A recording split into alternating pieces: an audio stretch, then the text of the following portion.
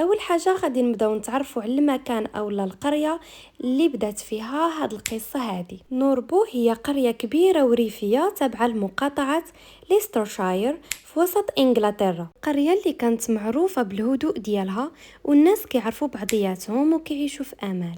لكن هاد الهدوء غيتفرتت في بليله وحده. القريه بالليل وضحاها اكتسبت شهره عالميه غير مرغوب فيها في الثمانينات بسبب جرائم القتل اللي غادي نهضروا عليها في هذا الفيديو هادي، وغادي نعرفوا شكون المجرم ضد جوج ديال المراهقات. السلام عليكم ومرحبا بكم في فيديو جديد. بغيتك تكون معايا في هذه الرحله. في كل لحظه غادي نسولك شنو تتوقع يوقع من بعد. خليك مركز وخلي الحماس يزيد. يلا نبدا.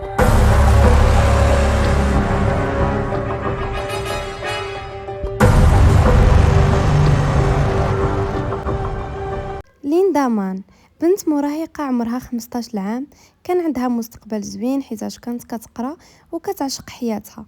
مساء 2 نوفمبر 1983 داك النهار خرجت باش تمشي لدار صاحبتها في مدينة نوريبرو القريبة من دارهم. الموعد كان مسافة ميل واحد، يعني غادي تمشى واحد شوية وغادي توصل. لكن الوقت كيدوز والليل كيطيح وليندا ما رجعاتش. الوالدين تقلقوا بزاف على بنتهم، فقرروا انهم يعيطوا لصاحبتها ويسولوها واش ليندا جات من عندك. جاوبتهم صاحبة ليندا وقالت لهم ليندا اصلا ما جاتش عندي للدار.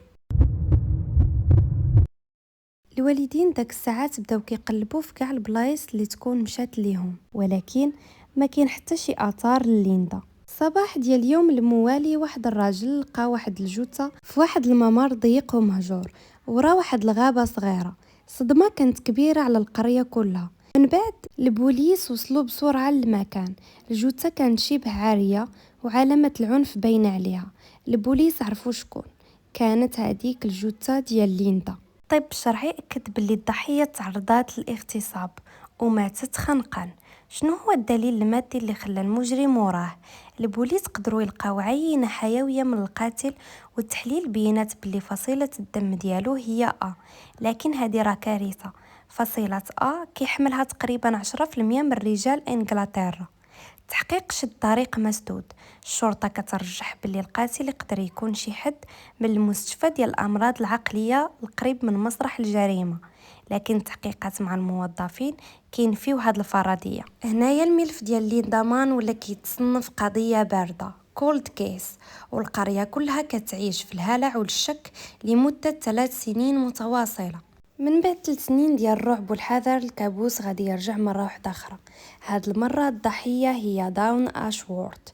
حتى هي عندها 15 عام، خرجت من الخدمة ديالها في بيع الجرائد، كتوصل الجرائد المحلات أو الناس المنازل ديالهم، وقررت هاد المرة تدوز من طريق مختصرة ولكن ما وصلاتش لدارهم. العثور على جثة وأكثرية في هاد الظروف وفي هاد الوقت هذا أكد مخاوف البوليس والناس. نفس الطريقة ديال الجريمة الأولى، نفس العنف ونفس البلاصة اللي بعيدة غير بميل واحد على الجريمة الأولى. الطب الشرعي هنايا قال الخبر اللي كان كيخاف منه الجميع. العينة الحيوية اللي لقاوها حدا جثة دون مطابقة تماما لفصيلة الدم اللي لقاوها في جثة ليندا. إلا بقيتو عاقلين على فصيلة A. البوليس تأكدوا القاتل واحد. الرأي العام تقلب والناس كيطلبوا من الشرطة دير أي حاجة باش توقف هاد الشرير اللي كيهدد بناتهم. واخا هكاك هاد المرة كان عندهم بصيص ديال الأمل. الشهود شافوا واحد الشاب سميتو ريتشارد باكلاند كيدور في القرب من مسرح الجريمة بحال ما خصو حتى شي خير. ريتشارد كان خدام في داك المستشفى ديال الأمراض العقلية اللي كاين حدا مسرح الجريمة. البوليس هنايا شدوا ريتشارد وبداو كيحققوا معاه. من بعد 15 ساعة ديال الاستجواب ريتشارد نهار واعترف بقتل دوني تشورد، ولكن بقى مصمم على انه ما عنده حتى شي علاقة بقتل ليندا مان اللي كانت قبل 3 سنين. للعلم ديالكم في الصورة كيبان ريتشارد كبير، ولكن هو في داك الوقيته كانت عنده 17 عام، كان باقي صغير. ما علينا نرجعوا القصه ديالنا، غير بغيت نقولها لكم حيتاش انا فاش التصويره وكنت قريت باللي عنده 17 عام ما صحابنيش هو حيتاش كيبان كبير. المهم التحقيق كان غيمشي في مسار تقليدي وغيتهموا ريتشارد رسميا بالجريمتين، ولكن المحققين كانوا باقين شاكين في قصه اعتراف بجريمه وانكار الاخرى. وهنا غادي يبان واحد الشخص اللي عنده يد كبيرة ان هاد القصة هادي غيتعرف شكون هو المجرم، اللي هو الدكتور أليك جيفريز، عالم الوراثة في جامعة ليستر، اللي كان عاد اكتشف تقنية ثورية اللي هي الDNA، البصمة الجينية. تقنية كتخليك تعرف الشخص من الحمض النووي ديالو بدقة لا متناهية، يعني داكشي 100%.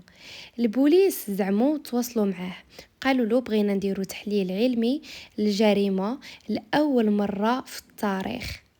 كيف ما كتسمعوا، هاد القصة هادي كانت أول مرة غادي يخدموا فيها DNA. النتيجة اللي خرج بها جيفريز كانت تاريخية. أولا، العينة الحيوية اللي في جثة ليندا والعينة اللي في جثة دون متطابقين 100%، يعني القاتل واحد.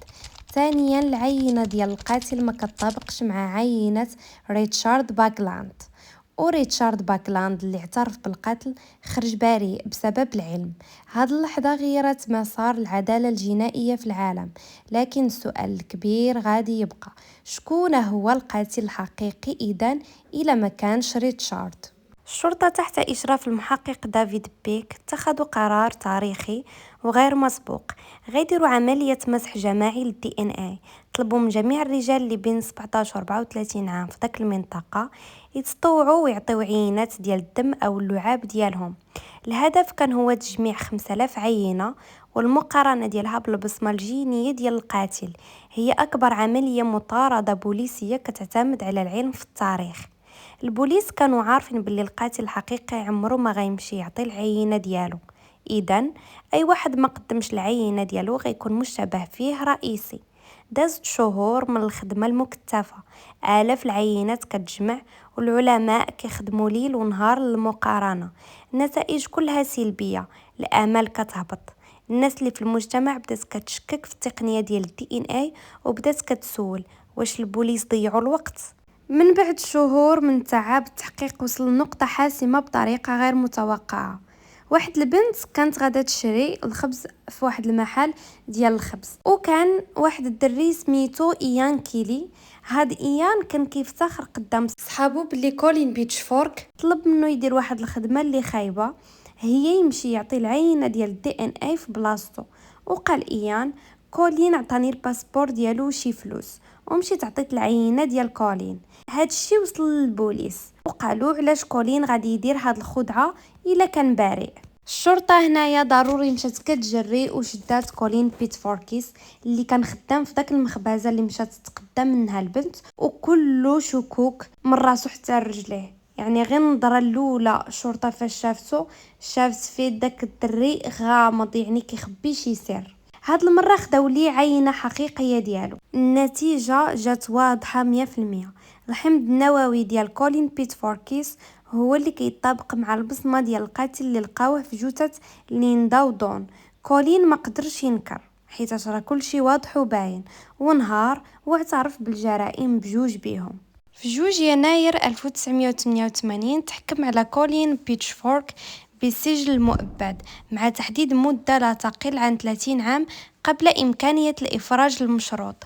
إيان كيلي اللي عاون المجرم على الخدعة تحكم عليه ب 18 شهر ديال السجن. الأهم من كل شيء، هاد القضية ما بقاتش مجرد جريمة محلية، ولات رمز للتاريخ العلمي والجنائي.